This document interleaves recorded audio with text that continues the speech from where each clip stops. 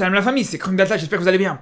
Alors là, on vient d'assister à deux rencontres hyper intéressantes entre le Cameroun et l'île Maurice, et entre la Côte d'Ivoire et les Seychelles. Alors ces deux rencontres avec des scores assez larges, et si on s'arrête au résultat, on peut croire que c'est des rencontres qui sont totalement similaires. Mais quand on fait la comparaison, par exemple, entre le match de la Côte d'Ivoire et le match du Cameroun, pour moi c'est le jour et la nuit. Ça n'a absolument rien à voir. Et on va parler, parce que comme je disais dans le titre, pour moi la Côte d'Ivoire a fait un match exemplaire, mais par contre, du côté du Cameroun, c'était beaucoup plus compliqué. Et on va commencer par parler du match du Cameroun. Parce que je vous dis la vérité, quand je vois le match du Cameroun, je me dis j'ai rarement vu une équipe gagner un match 3-0, mais proposer un match aussi mauvais. Parce que je vous dis la vérité, le match des Camerounais était largement insuffisant au bout d'un moment.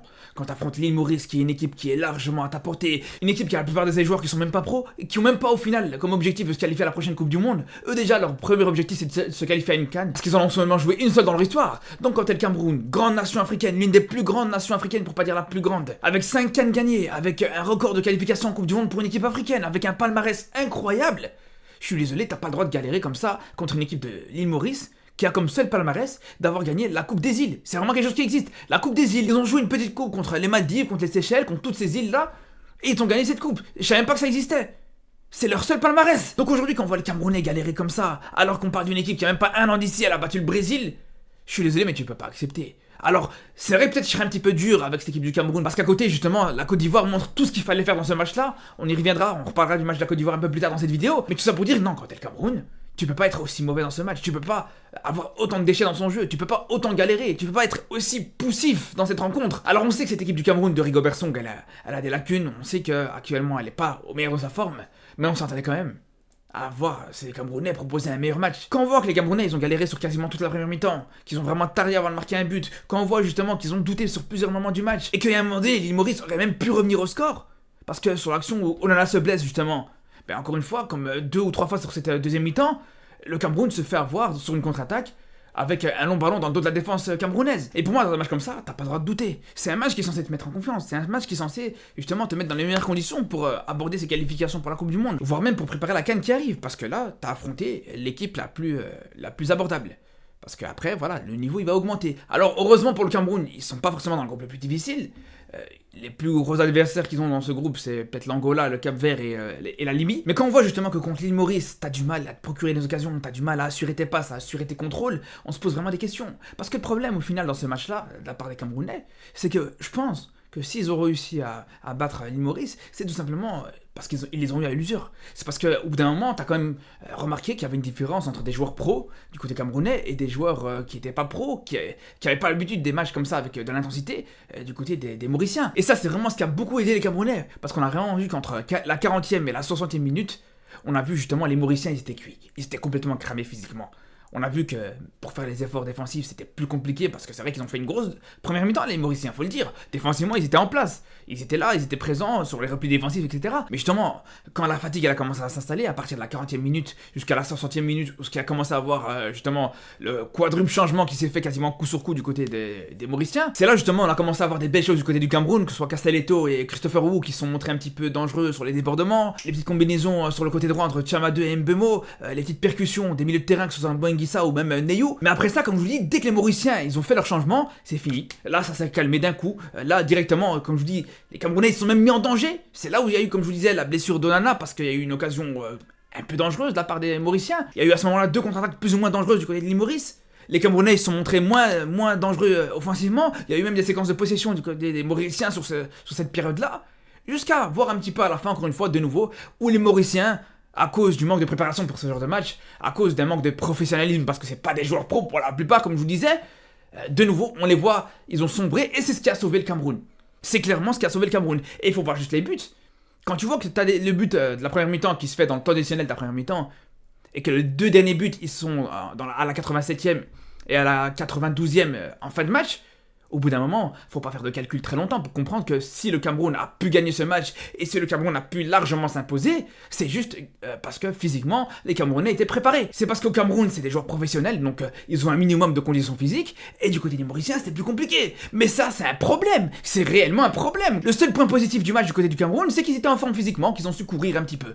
Tout simplement. Le reste, techniquement, c'était mauvais. Tactiquement, c'était une catastrophe. Mais de toute façon, depuis qu'il y a Rigobert Song qui est là, c'est pas du tout une surprise, c'est toujours la même chose. T'avais une animation offensive qui était basique, voire même très mauvaise.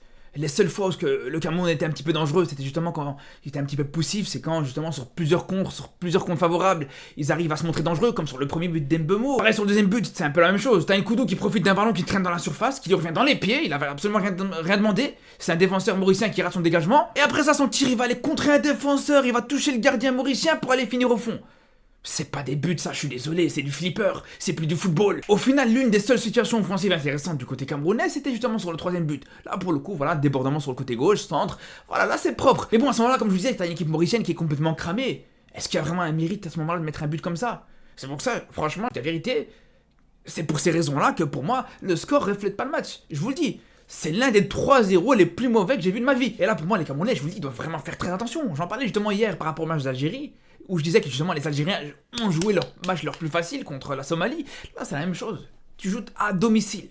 Tu joues à domicile justement contre l'île Maurice, une équipe très abordable. Tu peux pas te permettre d'être mis en difficulté comme ça sur quasiment tout le match. Tu peux pas te permettre de souffrir jusqu'à la fin. Alors c'est marrant parce qu'à la conférence de presse justement, après l'annonce de la liste de Rigobert Song, il y avait, je me rappelle, une journaliste qui avait posé la question à Song, qui lui avait dit pourquoi à chaque fois le Cameroun doit galérer pour les qualifications à la Coupe du Monde pour se qualifier seulement à la fin. Et à ce moment-là, Rigobert Song, il a rigolé, il a dit non, mais cette fois-ci on va essayer d'être dedans dès le début, on va directement rentrer dans la compétition, mais c'est pas ce qu'on voit. Là, je vous le dis, si le Cameroun relève pas leur niveau de jeu justement contre la Libye et contre les prochains matchs qui vont arriver, ça va être beaucoup plus compliqué, parce que voilà, là tu joues à domicile, après tu as des déplacements en Angola, au Cap-Vert, en Libye. Alors certes, c'est pas l'état adversaire le plus relevé, et heureusement pour le Cameroun, mais ça n'empêche pas que ça va pas forcément être des déplacements faciles. Ça va d'office être des matchs plus difficiles que celui d'aujourd'hui. Et même si à la limite ça peut passer, que le Cameroun peut finir par se qualifier à la Coupe du Monde, parce que justement, comme je vous dis, c'est pas un groupe très difficile, mais on se pose vraiment des questions par rapport au niveau des Camerounais avant la Coupe d'Afrique, je vous le dis. Vraiment, on y reviendra, je pense qu'on aura l'occasion d'en reparler, mais je me pose des réelles questions par rapport au niveau de cette équipe. Parce que les joueurs, ils sont là, il y a de la qualité dans cette équipe, faut dire la vérité.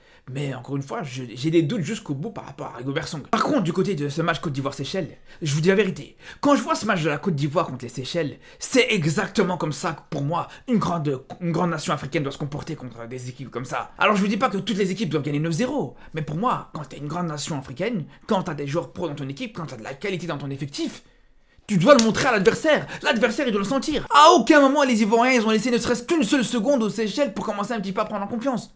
Au contraire, ils les ont laissés sombrer dès le début du match.